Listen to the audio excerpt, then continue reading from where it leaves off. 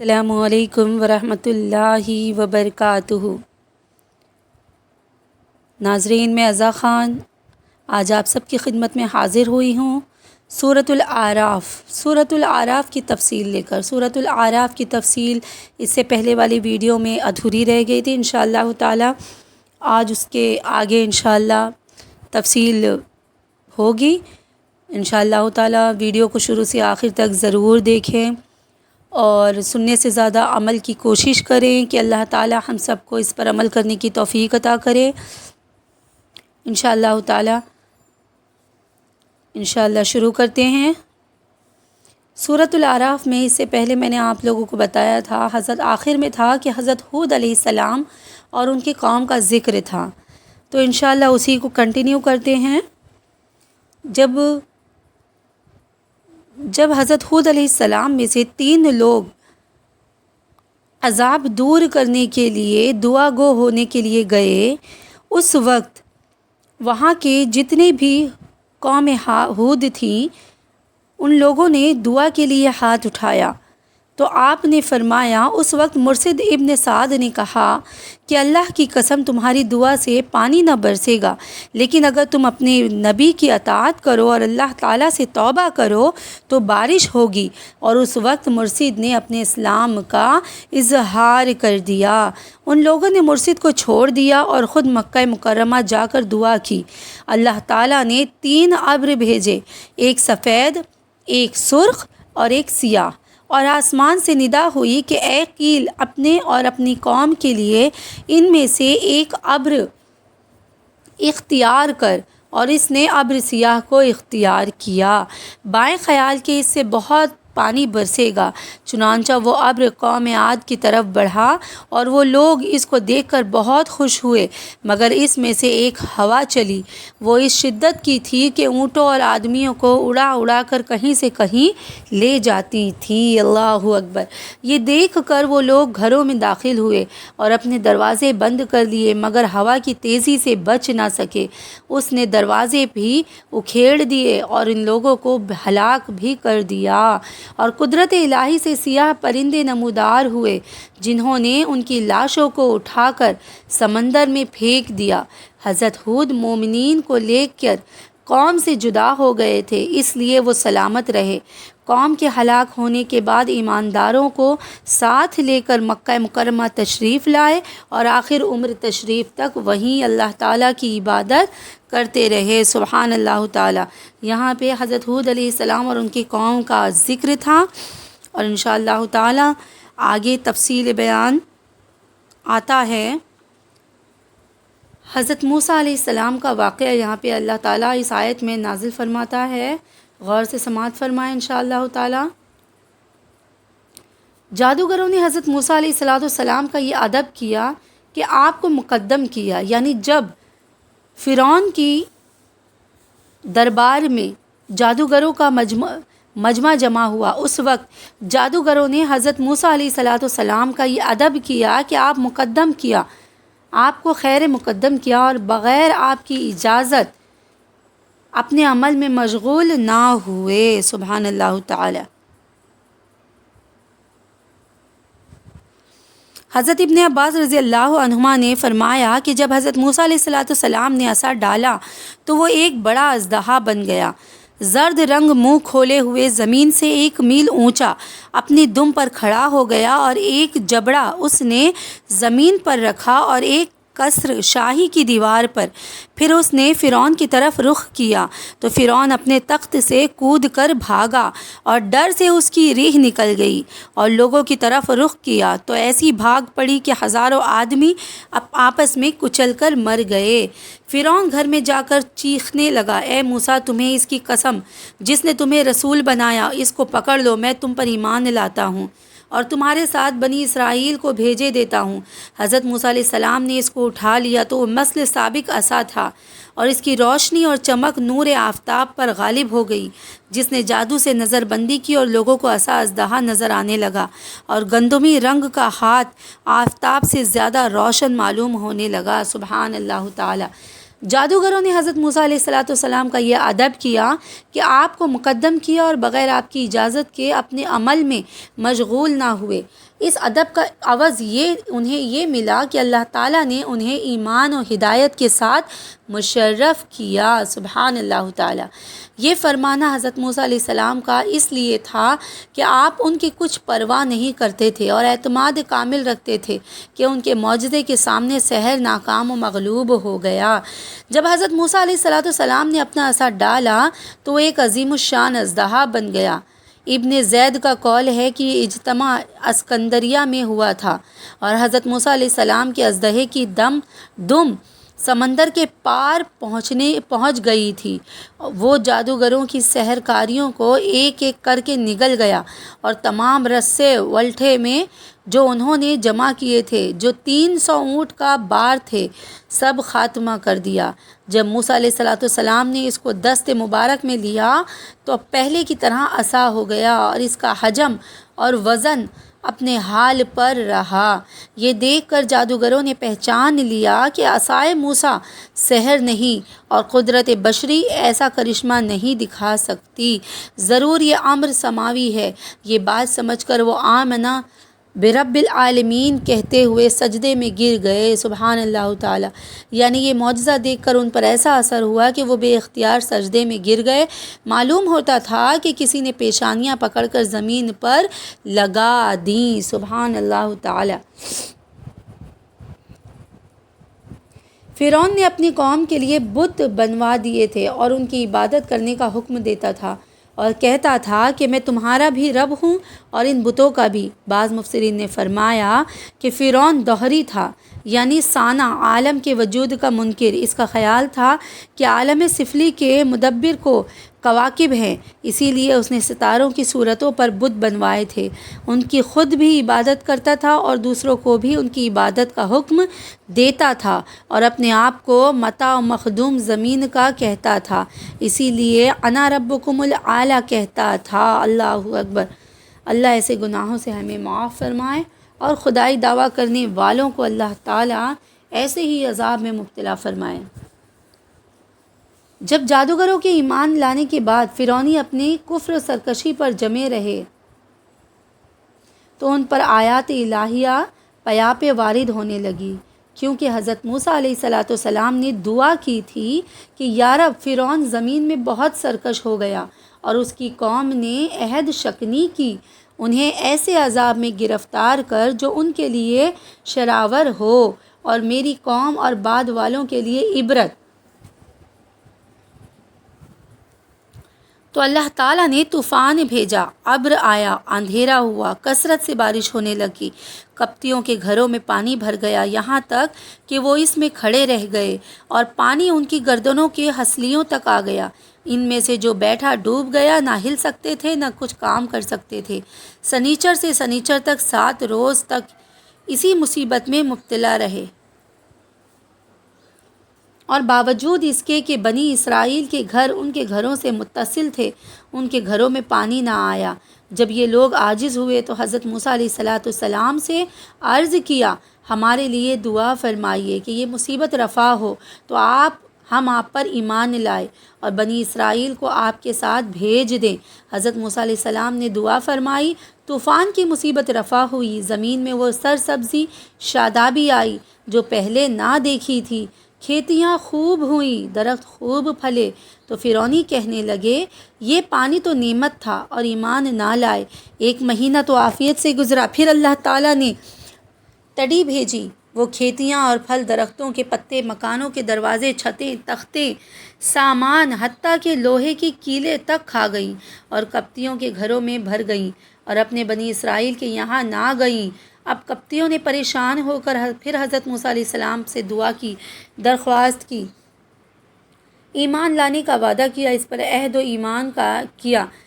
کیا 7 روز یعنی شنبہ سے شنبہ تک ٹڈی کی مصیبت میں مبتلا رہے، پھر حضرت موسیٰ علیہ السلام کی دعا سے نجات پائی۔ کھیتیاں اور پھل جو کچھ باقی رہ گئے تھے انہیں دیکھ کر کہنے لگے، یہ ہمیں کافی ہیں، ہم اپنا دین نہیں چھوڑتے۔ چنانچہ ایمان نہ لائے، عہد وفا نہ کیا اور اپنے اعمال خبثیہ میں مبتلا ہو گئے۔ 1 مہینہ عافیت سے گزرا، پھر اللہ تعالیٰ نے نمل بھیجے۔ اس میں مفسرین کا اختلاف ہے، بعض کہتے ہیں کہ نمل کمل گھن ہیں، بعض کہتے ہیں ایک اور چھوٹا سا کیڑا ہے۔ اس کیڑے نے جو کھیتیاں اور پھل باقی رہے تھے وہ کھا لیے، کپڑوں میں گھس جاتا تھا اور جلد کو کاٹتا تھا، یعنی چمڑی کو کاٹتا تھا، کھانے میں بھر جاتا تھا۔ اگر کوئی 10 بوری گیہوں چکی پر لے جاتا تو 3 سیر واپس لاتا، باقی سب کیڑے کھا جاتے۔ یہ کیڑے فرعونیوں کے بال، بھویں، پلکیں چاٹ گئے، جس پر چیچک کی طرح بھر جاتے۔ سونا دشوار کر دیا تھا۔ اس مصیبت سے فرعونی چیخ پڑے اور انہوں نے حضرت موسیٰ علیہ السلام سے عرض کیا، ہم توبہ کرتے ہیں، آپ سے بلا کے دفع ہونے کی دعا فرمائیے۔ چنانچہ 7 روز کے بعد یہ مصیبت بھی حضرت کی دعا سے رفع ہوئی، لیکن فرعونیوں نے پھر عہد شکنی کی اور پہلے سے زیادہ خبیث عمل شروع کیے۔ 1 مہینہ امن میں گزرنے کے بعد پھر حضرت موسیٰ علیہ السلام نے بد دعا کی تو اللہ تعالیٰ نے مینڈک بھیجے، اور یہ حال ہوا کہ آدمی بیٹھتا تھا تو اس کی مجلس میں مینڈک بھر جاتے تھے، بات کرنے کے لیے منہ کھولتا تو مینڈک کود کر منہ میں پہنچتا، ہانڈیوں میں مینڈک، کھانوں میں مینڈک، چولہوں میں مینڈک بھر جاتے تھے، آگ بجھ جاتی تھی، لیٹتے تھے تو مینڈک اور اوپر سوار ہوتے تھے۔ اس مصیبت سے فرعونی رو پڑے اور حضرت موسیٰ علیہ السلام سے عرض کیا کہ اب کی بار ہم آپ کی توبہ کرتے ہیں، کہ حضرت موسیٰ علیہ السلام نے اس عہد ایمان سے لے کر دعا کی تو 7 روز کے بعد مصیبت بھی دفع ہوئی اور 1 مہینہ عافیت سے گزرا، لیکن پھر انہوں نے عہد توڑ دیا اور اپنے کفر کی طرف لوٹے۔ پھر حضرت موسیٰ علیہ السلام نے بد دعا کی فرمائی تو تمام کنوؤں کا پانی، نہروں اور چشموں کا پانی، دریائے نیل کا پانی، غرض ہر پانی ان کے لیے تازہ خون بن گیا۔ اللہ اکبر۔ انہوں نے فرعون سے اس کی شکایت کی تو کہنے لگا، حضرت موسیٰ علیہ السلام نے جادو سے تمہاری نظر بندی کر دی۔ انہوں نے کہا کہ کیسی نظر بندی؟ ہمارے برتنوں میں خون کے سوا پانی کا نام و نشان ہی نہیں۔ تو فرعون نے حکم دیا کہ قبطی بنی اسرائیل کے ساتھ ایک ہی برتن سے پانی لیں، تو جب بنی اسرائیل نکالتے تو پانی نکلتا، قبطی نکالتے تو اسی برتن سے خون نکلتا، یہاں تک کہ فرعونی عورتیں پیاس سے عاجز ہو کر بنی اسرائیل کی عورتوں کے پاس آئیں اور ان سے پانی مانگا تو وہ پانی ان کے برتن میں آتے ہی خون ہو گیا۔ تو فرعونی عورت کہنے لگی کہ تو پانی اپنے منہ میں لے کر میرے منہ میں کلی کر دے۔ جب تک وہ پانی اسرائیلی عورت کے منہ میں رہا پانی تھا، جب فرعونی عورت کے منہ میں پہنچا خون ہو گیا۔ اللہ اکبر۔ فرعون خود پیاس سے مضطر ہوا تو اس نے تر درختوں کی رطوبت چوسی اور رطوبت منہ میں پہنچتے ہی خون ہو گئی۔ 7 روز تک خون کے سوا کوئی چیز پینے کو میسر نہ آئی۔ تو پھر حضرت موسیٰ علیہ السلام سے دعا کی درخواست کی اور ایمان لانے کا وعدہ کیا۔ حضرت موسیٰ علیہ السلام نے دعا فرمائی، یہ مصیبت بھی رفع ہوئی مگر ایمان پھر بھی نہ لائے۔ ایک کے بعد ایک دوسری اور ہر عذاب کے 1 ہفتہ قائم رہنا اور دوسرے عذاب سے 1 مہینے کا فاصلہ ہوتا، اور حضرت موسیٰ علیہ السلام پر ایمان نہ لائے کہ وہ آپ کی دعا قبول فرمائے گا، یعنی دریائے نیل میں جب بار بار انہی عذابوں سے نجات دی گئی اور وہ کسی عہد پر قائم نہ رہے اور ایمان نہ لائے اور کفر نہ چھوڑا، تو میعاد پوری ہونے کے بعد جب ان کے لیے مقرر فرمائی گئی تھی انہیں اللہ تعالیٰ نے غرق کر کے ہلاک کر دیا۔ اللہ اکبر۔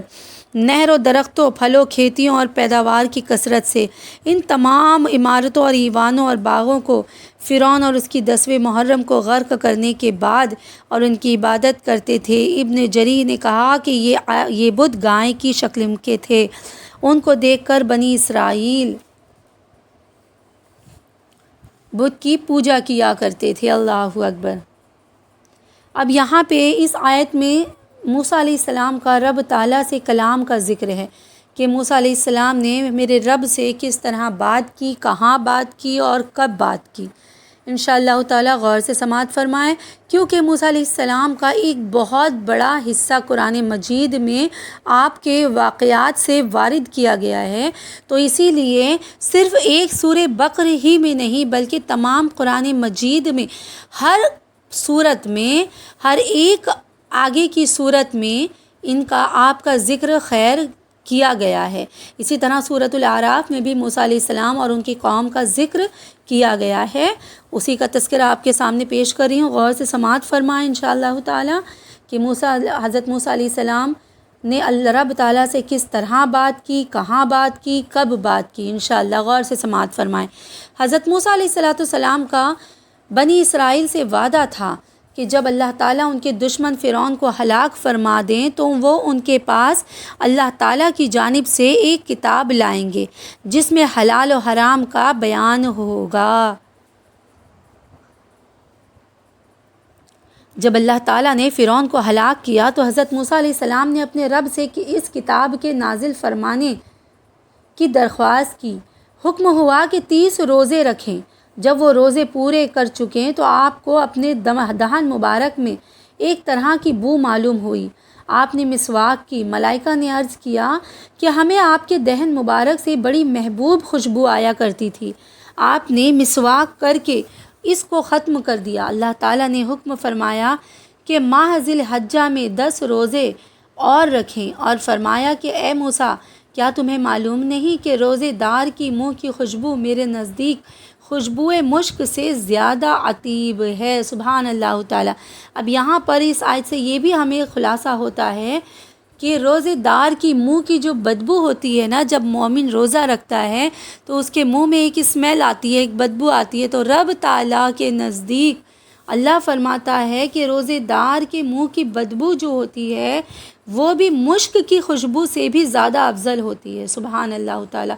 تو رب تعالیٰ نے روزے دار کی کتنی بڑی فضیلت رکھی ہے کہ جو لوگ آج کوئی بھی بہانہ، چھوٹی چھوٹی باتوں پر بہانہ بنا کے، کمزوریوں کا بہانہ بنا کے، کسی چیز کا کام کا بہانہ بنا کے، اسپتالوں کا بہانہ بنا کے، چھوٹی سے چھوٹی بیماری کا بہانہ بنا کے جو روزوں کو ترک کر دیتے ہیں، اللہ تعالیٰ ان کے لیے یہ بتا رہا ہے کہ دیکھو ایک روزہ رکھنے والے کی منہ کی بدبو کو بھی رب تعالیٰ کس طرح عزیز و مقدر فرماتا ہے، تو روزے دار کا کیا مرتبہ ہوگا۔ سبحان اللہ تعالیٰ۔ اللہ ہم سب کو رمضان کے روزوں کو پوری طرح ادب و احترام کے ساتھ اور مکمل طور پر رکھنے کی توفیق عطا کرے، اور تمام نوافل روزوں کو بھی اللہ ہمیں رکھنے کی توفیق عطا کرے انشاءاللہ تعالیٰ۔ آگے بڑھتے ہیں۔ پہاڑ پر مناجات کے لیے جاتے تھے۔ آیت سے ثابت ہوا کہ اللہ تعالیٰ نے حضرت موسیٰ علیہ السلام سے کلام فرمایا۔ اس پر ہمارا ایمان ہے بے شک، اور ہماری کیا حقیقت ہے کہ ہم اس کلام کی حقیقت سے بحث کر سکیں۔ اخبار میں وارد ہے کہ جب حضرت موسیٰ علیہ السلام کلام سننے کے لیے حاضر ہوئے تو آپ نے طہارت کی اور پاکیزہ لباس پہنا اور روزہ رکھ کر طور سینا میں حاضر ہوئے۔ اللہ تعالیٰ نے ایک ابر نازل فرمایا جس نے پہاڑ کو ہر طرف سے بقدر 4 فرسنگ کے ڈھک لیا۔ شیاطین اور زمین کے جانور حتیٰ کہ ساتھ رہنے والے فرشتے تک وہاں سے علیحدہ کر دیے گئے، اور آپ کے لیے آسمان کھول دیا گیا۔ تو آپ نے ملائکہ کو ملاحظہ فرمایا کہ ہوا میں کھڑے ہیں، اور آپ نے عرش الہی کو صاف دیکھا۔ سبحان اللہ تعالیٰ۔ یہاں تک کہ الواح پر کلموں کی آواز سنی اور اللہ تعالیٰ نے آپ سے کلام فرمایا۔ سبحان اللہ تعالیٰ۔ آپ نے اس کی بارگاہ میں اپنے معروضات پیش کیے، اس نے اپنا کلام کریم سنا کر نوازا۔ حضرت جبرائیل علیہ السلام آپ کے ساتھ تھے، لیکن جو اللہ تعالیٰ نے حضرت موسیٰ علیہ السلام سے فرمایا وہ انہوں نے کچھ نہ سنا۔ حضرت موسیٰ علیہ السلام کو کلام ربانی کی لذت نے اس کے دیدار کا آرزو مند بنایا۔ خازن وغیرہ ان کی آنکھوں سے سوال کر کے، بلکہ دیدار الہیہ بغیر سوال کے محض اس کی عطا فضل سے حاصل ہوگا، وہ بھی اس فانی آنکھ سے نہیں بلکہ باقی آنکھ سے، یعنی کوئی بشر مجھے دنیا میں دیکھنے کی طاقت نہیں رکھتا۔ اللہ تعالیٰ نے یہ نہیں فرمایا کہ میرا دیکھنا ممکن نہیں۔ اس سے ثابت ہوا کہ دیدار الہی ممکن ہے، اگرچہ دنیا میں نہ ہو، کیونکہ صحیح حدیثوں میں ہے کہ روز قیامت مومنین اپنے رب عز و جل کے دیدار سے فیض یاب کیے جائیں گے۔ علاوہ بری یہ کہ حضرت موسیٰ علیہ السلام عارف باللہ ہیں۔ اگر دیدار الہی ممکن نہ ہوتا تو آپ ہرگز سوال نہ فرماتے، اور پہاڑ کا ثابت رہنا امر ممکن ہے، کیونکہ اس کی نسبت فرمایا اجعلہ دکا، اس کو پاش کر دیا۔ تو جو چیز اللہ تعالیٰ کی مجعول ہو اور جس کو وہ خود وہ موجود فرمائے ممکن ہے کہ وہ موجود ہو اگر اس کو ناموجود کر کے کرے، کیونکہ وہ اپنے فعال میں مختار ہے۔ اس سے ثابت ہوا کہ پہاڑ کا استقرار امر ممکن ہے، محال نہیں، اور جو چیز امر ممکن پر معلق کی جائے وہ بھی ممکن ہے، محال نہیں ہوتی۔ لہٰذا دیدار الہی جس کو پہاڑ کے ثابت رہنے پر معلق فرمایا گیا وہ ممکن ہوا، تو ان کا قول باطل ہے جو اللہ تعالیٰ کا دیدار محال بتاتے ہیں۔ اللہ اکبر! کیوں نہیں؟ بے شک رب تعالیٰ کا دیدار اگر محال ہوتا تو حضرت موسیٰ علیہ السلام یہ سوال نہ کرتے کہ میرے رب میں تجھے اپنی ان آنکھوں سے دیکھنا چاہتا ہوں۔ سبحان اللہ تعالیٰ۔ اب یہاں پہ ذکر ہے نبی کی شان توریت میں، یعنی میرے نبی کی شان جب توریت نازل ہوئی تو توریت میں رب تعالیٰ نے میرے آقا کی شان کو پہلے ہی بیان فرما دیا تھا، نہ تو صفت نبوت لکھی پائیں گے۔ حدیث حضرت عطا ابن یسار نے حضرت عبداللہ بن عمرو رضی اللہ تعالیٰ عنہ سے سید عالم صلی اللہ علیہ وسلم کے وہ اصحاب دریافت کیے جو توریت میں مذکور ہیں۔ انہوں نے فرمایا کہ حضور کے جواد اوصاف قرآن کریم میں آئے ہیں، انہی میں کے بعض اوصاف توریت میں مذکور ہیں۔ اس کے بعد انہوں نے پڑھنا شروع کیا، اے نبی ہم نے تمہیں بھیجا شاہد مبشر اور نذیر اور امیوں کا نگہبان بنا کر، تم میرے بندے اور میرے رسول ہو۔ میں نے تمہارا نام متوکل رکھا، نہ بدخلق ہو، نہ سخت مزاج، نہ بازاروں میں آواز بلند کرنے والے، نہ برائی سے برائی کو دفاع کرو لیکن خطا کاروں کو معاف کرتے رہو اور ان پر احسان فرماتے رہو۔ اللہ تعالیٰ نے تمہیں نہ اٹھائے گا جب تک کہ تمہاری برکت سے غیر مستقیم ملت کو اس طرح راست نہ فرما دے کہ لوگ صدق و یقین کے ساتھ لا الہ الا اللہ محمد رسول اللہ پکارنے لگیں، اور تمہاری بدولت اندھی آنکھیں بینا ہوں گی اور بہرے کان شنوا اور پردوں میں لپٹے ہوئے دل کشادہ ہو جائیں گے۔ اور حضرت کعب احبار سے حضور کی صفات میں توریت شریف کا یہ مضمون بھی منقول ہے کہ اللہ تعالیٰ نے آپ کی صفت میں فرمایا کہ میں انہیں ہر خوبی کے قابل کروں گا اور ہر خلق کریم عطا فرماؤں گا اور اطمینان قلب و وقار کو ان کا لباس بناؤں گا اور طاعت و احسان کو ان کا شعار کروں گا۔ سبحان اللہ تعالیٰ۔ یعنی رب تعالیٰ نے اپنے نبی کی شان کو کس طرح بیان فرمایا ہے قرآن مجید میں، توریت میں، کہ لوگ اسے چاہ کر بھی نہیں جھٹلا سکتے۔ لوگوں نے بہت گمان کیا کہ توریت سے میرے نبی کا ذکر نکال دے، لیکن رب تعالیٰ نے اپنے معجزات سے ایسا رحم اپنا کرم فرمایا کہ لاکھ چھپانے کے بعد بھی میرے نبی اس دنیا میں جلوہ افروز ہوئے تو لوگوں نے آپ کو دیکھتے ہی سمجھ لیا کہ یہ آخر الزماں ہیں۔ سبحان اللہ تعالیٰ۔ یہ آیت سید عالم صلی اللہ علیہ وسلم کی عموم رسالت کی دلیل ہے کہ آپ تمام خلق کے رسول ہیں اور کل جہان آپ کی امت۔ بخاری مسلم کی حدیث میں ہے کہ حضور فرماتے ہیں 5 چیزیں مجھے ایسی عطا ہوئیں جو مجھ سے پہلے کسی کو نہ ملی۔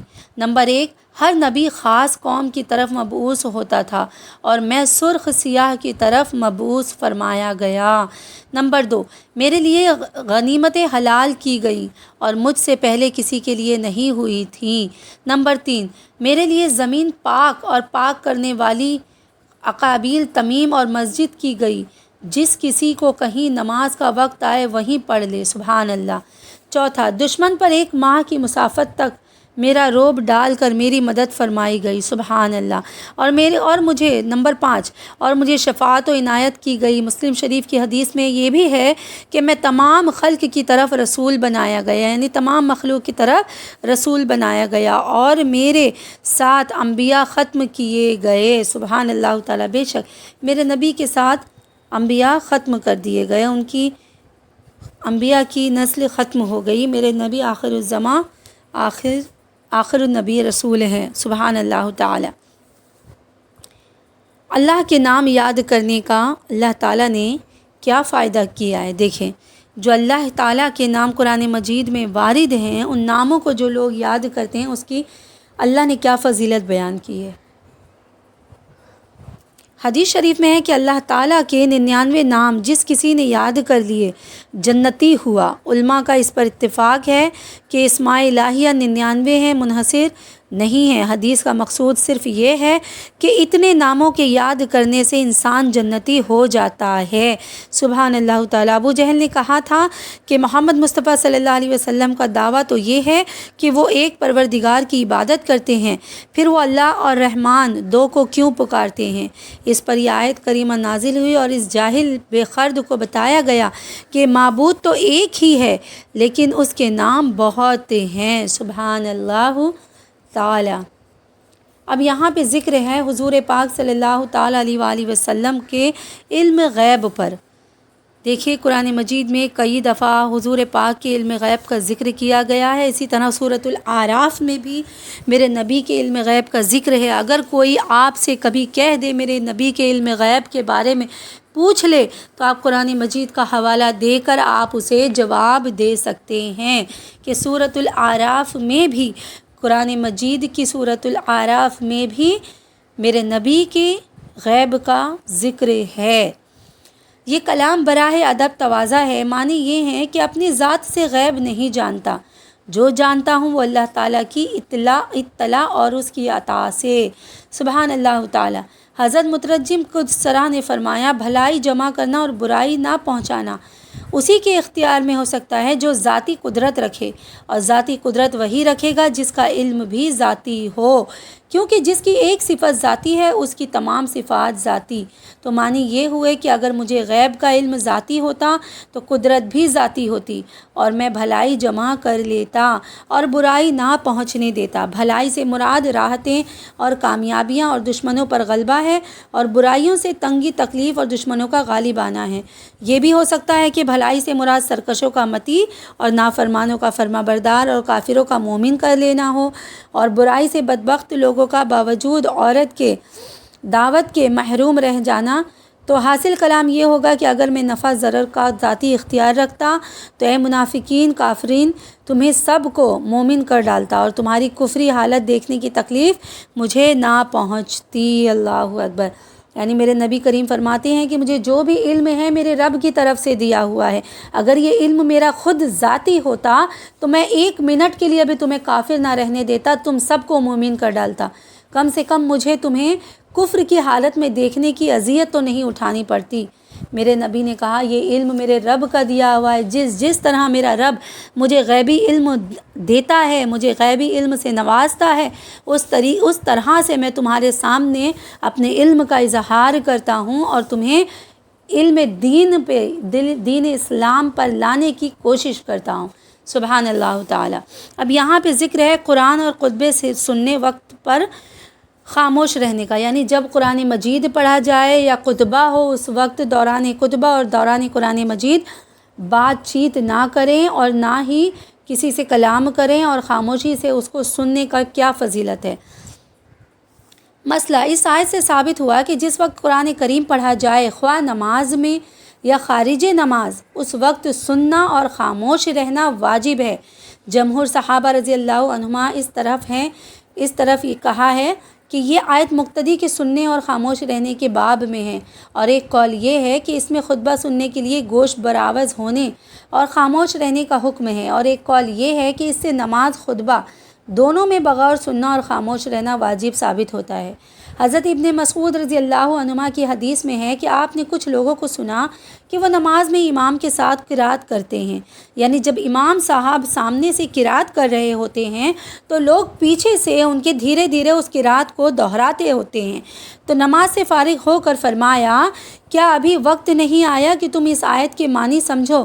غرض اس آیت سے قرات خلف الامام کی ممانعت سلبت ہوتی ہے، اور کوئی حدیث ایسی نہیں ہے جس کو اس کے مقابل حجت قرار دیا جا سکے۔ قرات خلف الامام کی تائید میں سب سے زیادہ اعتماد جس حدیث پر کیا جاتا ہے وہ یہ ہے، لا صلاۃ الا بفاتحۃ الکتاب، مگر اس حدیث سے قرات خلف الامام کا وجوب تو ثابت نہیں ہوتا، صرف اتنا ثابت ہوتا ہے کہ بغیر فاتحہ کے نماز کامل نہیں ہوتی۔ تو جب کہ حدیث قرات الامام قرات سے ثابت ہے کہ امام کا قرات کرنا ہی مقتدی کا قرات کرنا ہے، تو جب امام نے قرات کی اور مقتدی ساکت رہا تو اس کی قرات حکمیہ ہوئی، اس کی نماز بے قرات کہاں رہی؟ یہ قرات حکمیہ ہے، یعنی جب قرات امام قرات کرتے ہیں تو پیچھے جو مقتدی ہوتا ہے تو اسے خاموشی اختیار کرنی چاہیے، کیونکہ اگر امام قرات کرتا ہے، امام فاتحہ پڑھتا ہے تو سمجھ اللہ تعالیٰ فرماتا ہے کہ مقتدی نے بھی فاتحہ پڑھی۔ اگر امام نے نماز پڑھی، مقتدی نے بھی پیچھے ان کی تلاوت کی، حالانکہ وہ خاموش ہے لیکن وہ تلاوت اس کی بھی حصے میں لکھی جاتی ہے۔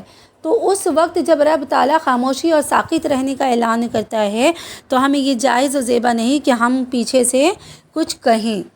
اللہ تعالیٰ ہمیں ان تمام باتوں سے احتیاط کرے۔ قرآن مجید میں ذکر ہے کہ ہمیں قرآن مجید پڑھتے وقت بھی خاموشی اختیار کرنی ہے اور بیچ میں کوئی ذکر نہیں کرنا ہے، باتیں نہیں کرنی ہیں کسی قسم کی۔ تو یہ ہو گئی الحمدللہ ثم الحمدللہ سورۃ الاعراف کی پوری تفصیل جو آج میں نے آپ کے سامنے بیان کر دی۔ سبحان اللہ تعالی۔ اب شروع سے لے کے آخر تک کا آپ کے زیر نظر کر دیتی ہوں کہ میں نے سورۃ الاعراف میں شروع سے آخر تک کن کن چیزوں کا ذکر آپ کے سامنے پیش کیا۔ آپ غور سے سماعت فرمائیں، کیونکہ میں یہ سمجھتی ہوں کہ میں 2 حصوں میں صورتوں کو تفصیل میں آپ کے سامنے پیش کرتی ہوں، تو ہو سکتا ہے کہ آپ پچھلی تفصیل کو بھول جائیں یا ذہن سے اتر جائے آپ کے، اس لیے میں آپ کے سامنے دوبارہ سے زیر نظر کر دیتی ہوں۔ سورۃ الاعراف میں نے آپ کے سامنے سب سے پہلے اللہ کے عذاب میں تاخیر نہیں ہوتی، وہ کب آئے کوئی نہیں جانتا، اس کا ذکر تھا۔ سورۃ الاعراف میں کتنی آیتیں ہیں، کتنی صورتیں ہیں، کتنے الفاظ ہیں، کتنے رکوع ہیں، ان تمام کا ذکر تھا۔ دوسری، شیطان مردود اور آدم علیہ السلام کا ذکر، اور شیطان مردود کے گندے وسوسے تھے جو آدم علیہ السلام کو اس نے ڈالے تھے۔ پھر اس کے بعد خلاصہ تھا شیطان مردود کے وسوسے سے اللہ سے مومن مدد کس طرح مانگتا ہے، اور چوتھا تھا اللہ کی حلال کی ہوئی چیزوں کو حرام نہ جانو، کہ کس طرح اللہ تعالیٰ نے جو چیزیں حلال کی ہیں اسے حرام نہیں کہنا چاہیے۔ پانچواں تھا کہ اعراف کسے کہتے ہیں اور ان میں کون لوگ رہیں گے، سبحان اللہ تعالیٰ۔ پھر تھا دعا کی فضیلت، کہ دعا مانگنے کی رب تعالیٰ نے کیسی فضیلت دی ہے۔ پھر تھا قرآن سے انسان کی روح کس طرح تر و تازہ ہوتی ہے، جب قرآن مجید کی تلاوت کی جاتی ہے تو اب ایک مومن کی روح کو اللہ تعالیٰ کس طرح تر و تازہ کرتا ہے اور اسے کس طرح فیضیاب کرتا ہے۔ اس کے بعد حضرت ہود علیہ السلام اور ان کی قوم کا ذکر تھا کہ ہود علیہ السلام نے کس طرح ان کو دعوت اسلام کی دی اور انہوں نے انکار کیا اور اللہ تعالیٰ نے ان پر عذاب نازل فرمایا۔ ساتواں تھا حضرت موسیٰ علیہ السلام کا واقعہ، جو حضرت موسیٰ علیہ السلام کا واقعہ سورۃ الاعراف میں موجود ہے۔ حضرت موسیٰ علیہ السلام کا ذکر خیر موجود ہے۔ موسیٰ علیہ السلام کا رب تعالیٰ سے کلام کرنے کا معجزہ موجود ہے کہ رب تعالیٰ نے میرے موسیٰ علیہ السلام سے کس طرح ہم کلام میرا رب ہوا۔ نواں تھا نبی کے نشان توریت میں، میرے نبی کے نشان توریت میں بیان کیے گئے، ان کی تعریف و توصیف بیان کی گئی، ان کے حال کا بیان کیا گیا۔ پھر اس کے بعد اللہ تعالیٰ کے 99 نام کو یاد کرنے والا جنت میں جائے گا، وہ جنتی کہلاتا ہے، سبحان اللہ تعالیٰ۔ اس کے بعد تھا حضور کا علم غیب پر بیان، کہ میرے نبی کا جو علم غیب ہے وہ رب تعالیٰ کی طرف سے دیا ہوا ہے، نہ کہ ذاتی ہے، یہ اعلانیہ طور پر میرے نبی نے خود کہا، تو پھر لوگوں کو اس پر طنز کرنے کی کوئی ضرورت نہیں کہ میرے نبی کے پاس علم غیب نہیں تھا۔ اگر وہ کہیں تو اللہ کے واسطے، اللہ کا واسطہ ان کو ہے کہ جب بھی کہیں تو پوری شان کے ساتھ کہیں کہ میرے نبی کے پاس علم غیب تھا، لیکن میرے رب کا دیا ہوا تھا، میرے رب کا دیا ہوا علم غیب آپ کے پاس تھا، نہ کہ خود ذاتی پر آپ کے پاس علم غیب تھا، جو ایک عام انسان کے لیے محال اور دشوار اور ناممکن ہے، سبحان اللہ تعالیٰ۔ پھر اس کے بعد ذکر تھا قرآن اور خطبہ سنتے وقت خاموش رہنا کس طرح ہے۔ اس طریقے سے آج میری سورۃ الاعراف کی تمام تفصیل مکمل ہو گئی، الحمدللہ ثم الحمدللہ۔ اللہ کا کروڑ احسان ہے، اللہ نے اس تفصیل کو مکمل کر دیا میرے مالک نے۔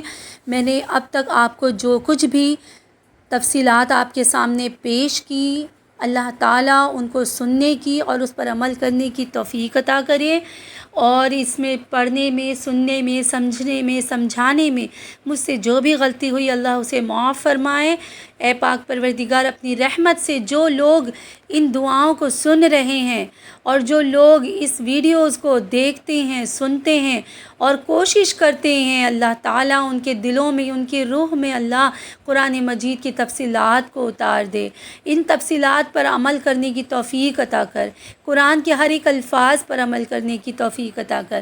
اے اللہ اپنی رحمت سے ہمارے گناہوں کو بخش دے۔ اے اللہ عاشق رسول بنا، ایمان والا بنا، ایمان پر چلنے والا بنا۔